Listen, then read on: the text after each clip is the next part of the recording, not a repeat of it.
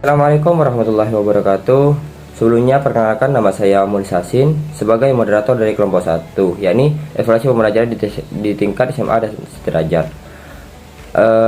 Sebelumnya perkenalkan nama kelompok kami dan juga pemateri ke-1, kedua, dan ketiga, yakni pemateri pertama ada Haris, pemateri kedua ada Mila, pemateri ketiga saya sendiri Muhdis, pemateri keempat dan kelima yakni Muhannifah, pemateri keenam Siti Ruqayyah, pemateri ketujuh yakni Haris, dan pemateri yang terakhir yaitu Putri.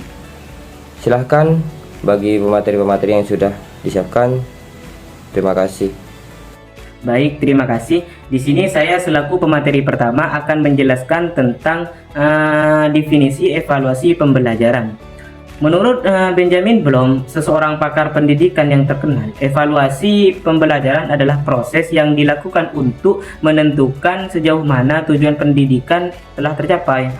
Tujuan evaluasi pembelajaran menurut Bloom tidak hanya sekadar mengukur pengetahuan atau keterampilan yang telah diperoleh oleh siswa, akan tetapi juga mencakup aspek-aspek tertentu seperti aspek-aspek kognitif, efektif, dan psikomotorik. Seperti itu. Assalamualaikum warahmatullahi wabarakatuh. Saya Nathan Dia, satu materi kedua, akan menjelaskan apa tujuan dari evaluasi pembelajaran itu sendiri. Nah, jadi evaluasi pembelajaran memiliki beberapa tujuan tentunya, dan berikut adalah penjelasan mengenai tujuan evaluasi pembelajaran. Nah, yang pertama, di sini ada mengetahui tingkat penguasaan kompetensi. Nah, jadi tujuan ini bertujuan untuk mengukur seberapa jauh siswa telah mencapai target pembelajaran yang telah ditetapkan dalam kurikulum. Contohnya ya, dalam pelajaran matematika, evaluasi dapat dilakukan untuk mengetahui apakah siswa telah memahami konsep perkalian dan pembagian. Seperti itu. Dan yang nomor 2, yaitu memberikan umpan balik kepada siswa dan guru.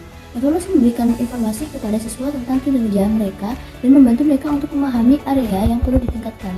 Bagi guru, evaluasi memberikan informasi tentang efektivitas metode pengajaran dan membantu mereka untuk menyesuaikan strategi pembelajaran. Nah, dan yang nomor ketiga yaitu menentukan kelulusan dan promosi siswa. Nah, di sini evaluasi digunakan untuk menentukan apakah siswa telah mencapai standar yang diperlukan untuk naik kelas atau lulus dari suatu jenjang pendidikan. Yang nomor 4 yaitu mengidentifikasi kebutuhan pendidikan khusus. Nah, jadi evaluasi dapat membantu mengidentifikasi siswa yang membutuhkan bantuan tambahan atau dukungan khusus dalam proses belajar.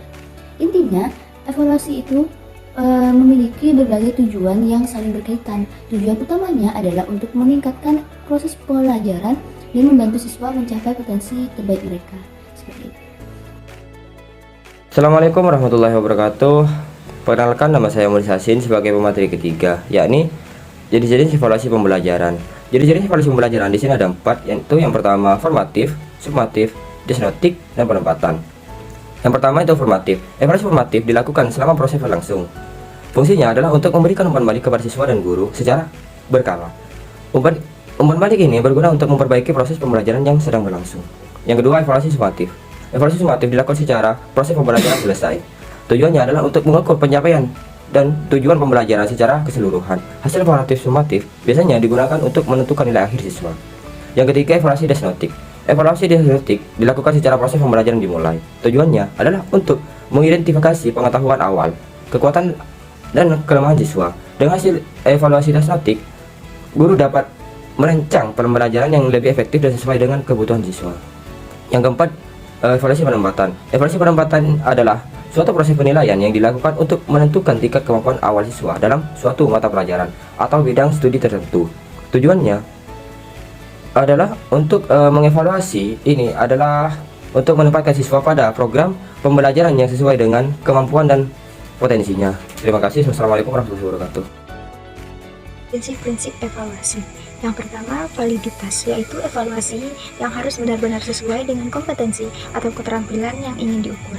Artinya, pertanyaan atau tugas dalam evaluasi harus mencerminkan apa yang sebenarnya dipelajari.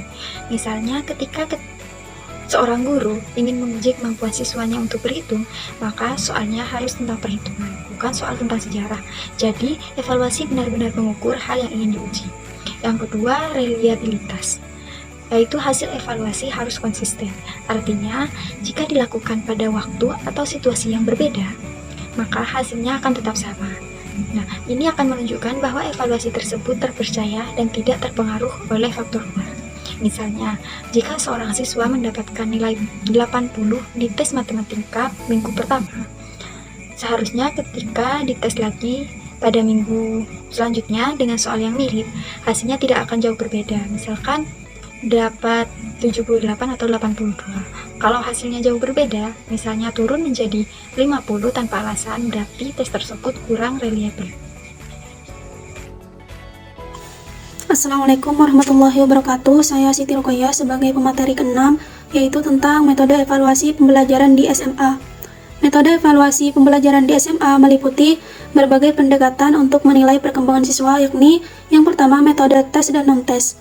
Metode tes yaitu seperti tes tulis, tes lisan, dan tes praktik. Tes tertulis yaitu tes yang digunakan untuk mengukur pemahaman siswa terhadap materi melalui soal. Contohnya seperti soal pilihan ganda dan esai. Terus tes lisan yaitu tes yang menilai kemampuan siswa dan pemahaman mereka secara langsung. Contohnya seperti ujian lisan di mana siswa menjelaskan di depan guru.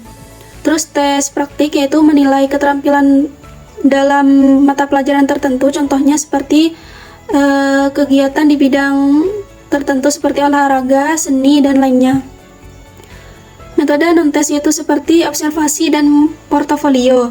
Observasi yaitu mengamati perilaku dan keterlibatan siswa selama proses belajar. Contohnya, guru mengamati bagaimana siswa bekerja dalam kelompok dan berinteraksi satu sama lain. Terus portofolio yaitu kumpulan hasil kerja siswa yang menunjukkan perkembangan keterampilan dan pencapaiannya. Contohnya seperti kumpulan tugas, proyek kreatif, dan refleksi siswa selama semester yang menunjukkan kemampuan belajar mereka. Terus yang kedua yaitu instrumen dan teknik evaluasi. Instrumen dan teknik evaluasi adalah alat dan metode yang digunakan untuk menilai dan mengukur perkembangan serta hasil belajar siswa. Instrumen evaluasi seperti rubrik dan skala penilaian. Rubrik adalah penilaian yang menetapkan kriteria dan indikator untuk menilai kualitas pekerja atau kinerja siswa, sedangkan skala penilaian adalah sistem yang digunakan untuk memberikan nilai berdasarkan kriteria tertentu. Contohnya, menilai keterampilan siswa dalam olahraga.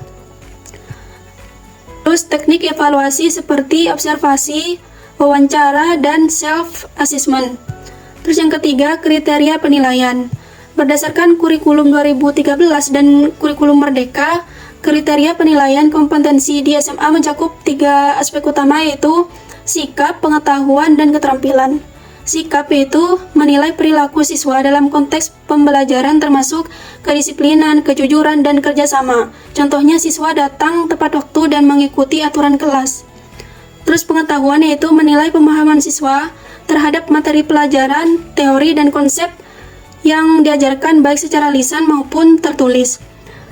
Dan keterampilan yaitu menilai kemampuan siswa dalam menerapkan pengetahuan dalam praktik karya seni menggunakan berbagai teknik seperti lukisan atau patung. Upaya peningkatan kualitas evaluasi pembelajaran. Yang pertama yaitu pelatihan guru. Mengadakan pelatihan dan workshop bagi guru agar mampu menggunakan instrumen evaluasi yang valid dan reliable serta memahami teknik penilaian modern. Yang kedua, penggunaan teknologi dalam evaluasi. Memanfaatkan aplikasi dan platform digital untuk melakukan evaluasi yang lebih efektif dan efisien, seperti aplikasi ujian DARE dan portofolio digital. Yang ketiga yaitu pengembangan instrumen evaluasi. Pengembangan instrumen evaluasi menyusun instrumen yang lebih mendasar agar mampu mengeluarkan aspek penilaian ketiga. Yang pertama yaitu sikap, pengetahuan, dan keterampilan. Yang keempat yaitu penerapan pendekatan evaluasi berbasis kompetensi. Maksudnya yaitu evaluasi yang fokus pada pencapaian kompetensi dasar agar setiap siswa mencapai hasil belajar yang optimal. Demikianlah presentasi dari kelompok kami. Mohon maaf jika ada kesalahan dari tutur kata maupun dari sisi lain. Wassalamualaikum warahmatullahi wabarakatuh.